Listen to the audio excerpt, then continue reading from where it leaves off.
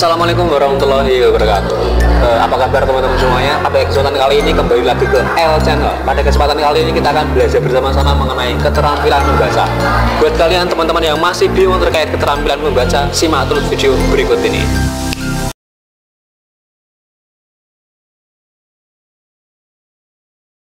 Mengetahui apa itu keterampilan membaca. Nah, teman-teman udah tahu belum nih apa itu keterampilan membaca? Sudah tahu belum? Belum tahu. Jadi pada kesempatan kali ini akan aku jelaskan terkait keterampilan membaca. Keterampilan membaca itu adalah kemampuan untuk memahami dan menganalisis informasi khusus, informasi yang secara tertulis. Nah, selain itu juga dalam konteks pembelajaran bahasa, itu membaca tidak hanya sekedar mengenali kosakata, tapi juga lebih melibatkan proses kognitif yang lebih kompleks seperti kita memahami sebuah makna teks seperti itu.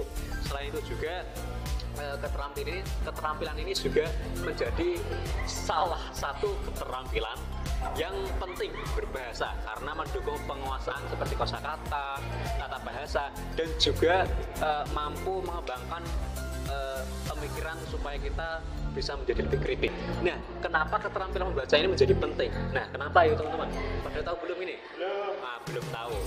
Nah, keterampilan membaca di sini menjadi penting karena keterampilan membaca itu memiliki banyak sekali berbagai manfaat.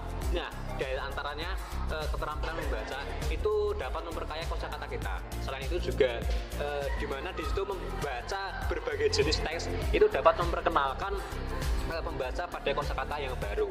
Selain itu juga dapat meningkatkan pemahaman kontekstual yang dimana nanti membaca dapat melatih kemampuan untuk memahami isi teks dalam berbagai konsep seperti sastra, akademik, dan juga suatu hal yang profesional seperti itu. Selain itu juga keterampilan membaca dapat bermanfaat menumbuhkan daya analisis kita, pola pikir kritis yang dimana membaca dalam membantu pengembangan keterampilan berpikir analitis seperti menemukan ide-ide utama ataupun kita juga dapat menyimpulkan isi daripada teks tersebut. Ada 3 proses dalam keterampilan membaca.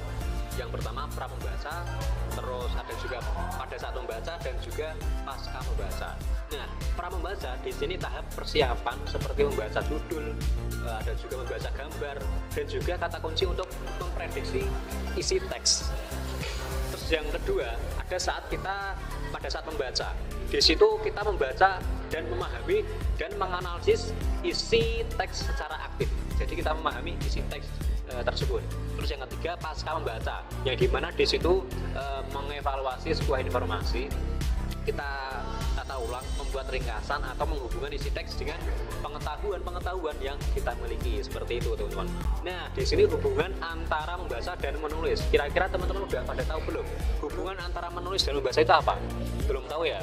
Jadi hubungan antara keterampilan membaca dan menulis itu, teman-teman, seperti halnya memiliki hubungan yang sangat erat dalam pembelajaran bahasa.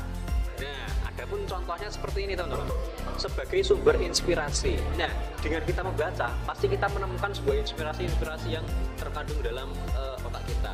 Nah, maka dari itu membaca cerita rakyat seperti contohnya dapat menginspirasi penulisan.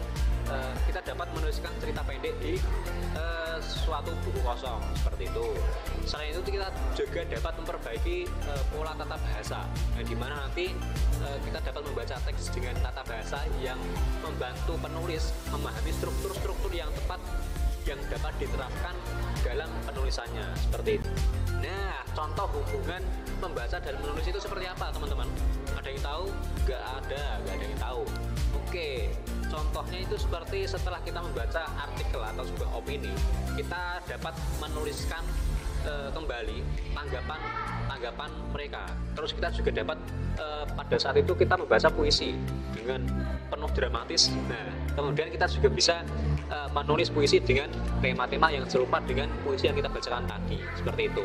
Selain itu juga yang biasa dilakukan oleh mahasiswa itu adalah membaca laporan-laporan ilmiah dan merangkum informasi dalam bentuk esai. Mungkin sekian yang dapat kita bahas pada kesempatan kali ini. Semoga bermanfaat dan terima kasih and see you.